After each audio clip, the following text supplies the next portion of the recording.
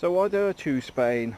Because I mentioned the economics, but a lot of people assume I mean there's good economics and bad economics. I'm a bit selfish here. It's more to do with my own economics. First thing I want to say is that Spain has been driving its wages down to compensate, to try and force exports up, to try and balance its economy, because if you've got low wages, it also means that people are spending less, which means if you can increase your exports due to low pay, your economy is recovering, or should be. But one of the big problems in the EU is excessive lending, etc., and I would call it excessive corruption.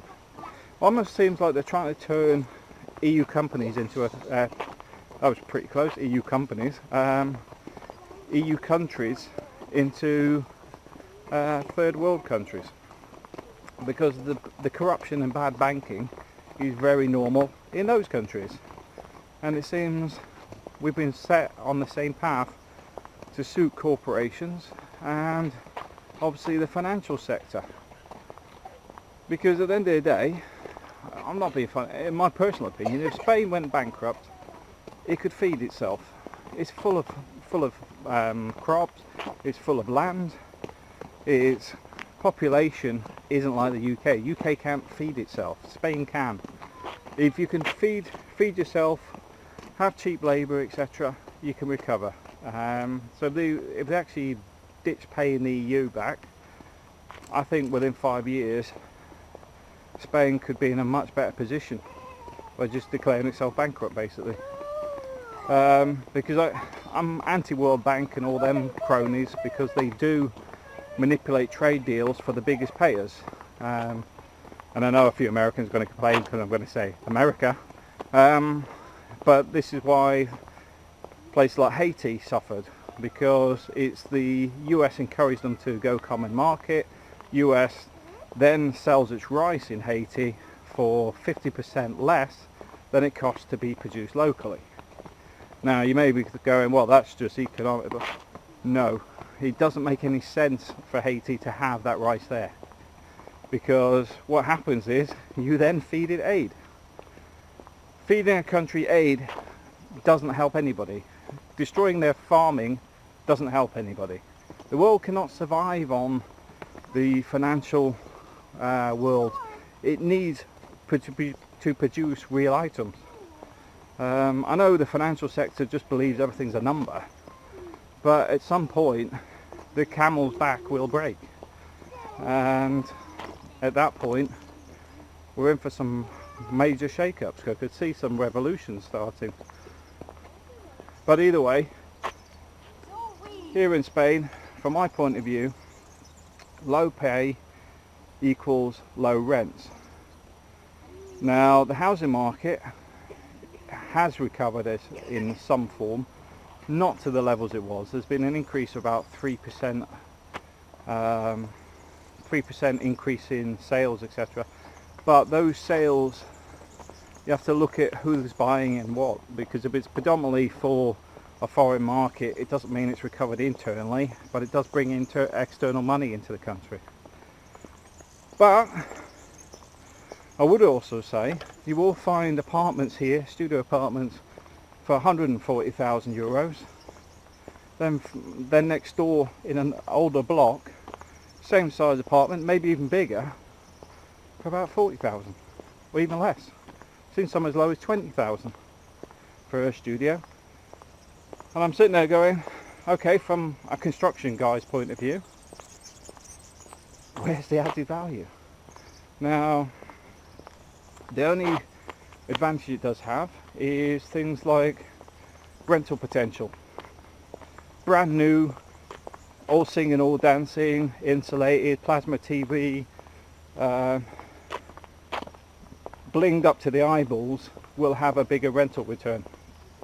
So if you buy it for a rental potential, it puts you ahead of the game, because your apartment's above most of the other stuff on the market that was built 80s, 90s, 2000.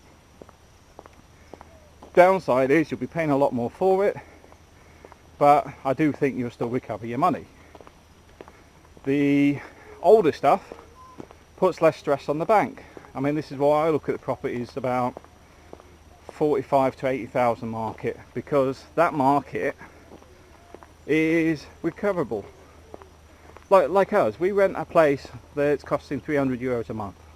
So my landlord is getting 3,600 a year out of me. His running costs will be minimal, but that apartment's only worth maybe 80,000. So okay, it's got a long payback period, but it would actually be paying its mortgage off. And that's the thing, when I look at that apartment we're still looking at buying, it's 3-bed and 66,000, and I think I can get that down to about 58,000 at a push, because of the real estate. It's going to stick at least 6,000 on it for themselves plus their commission. So say we call it 60,000 all in. Firstly, it gives us a 3-bed. I'm no longer paying 300 a month. The mortgage will come in under that 300 a month. It'll be about 230, 240, and it gives us a solid base. If we then decided, once we actually finish this camper van thing, to go off to Germany for 2 months or 3 months in high season, then we could rent our apartment out, being a 3-bed, for more than 300 euros a week, which means we can pay off chunks of it every year just by renting it out when we go travelling. And this is where it's all about smart thinking. Don't buy anything if you can't see there's profit in it. That may sound a bit, well, selfish, boring, dull, but I do it with everything. I don't just randomly buy stuff. I mean, I bought a Pi today. I don't know if you, not a PIE, a Raspberry Pi. It's a little computer. Because I sit there looking at my son playing on his tab. I'm thinking, I don't want him doing that. I'm investing in getting him to learn to program. Yes, he's still only 5 years old, but I started computing when I was 6. So I want to get him into electronics and into programming, because if we can do it by the time he's about 8, he's already ahead of most people. Alright, thanks for watching. Oh, and by the way, that's why economically Spain doesn't matter to me. What it's doing internally. If it was booming, I would work locally, because I can do construction. But in like now, where it's low pay, etc., it benefits me to work online and offshore. Either way, it's better than the UK. UK is just a rip off Britain. The housing prices are stupidly excessive, and the UK at some point is going to crash and tumble. I can't see it going any other way. It just can't afford to be at the level it's at on a regular basis. It just can't do it.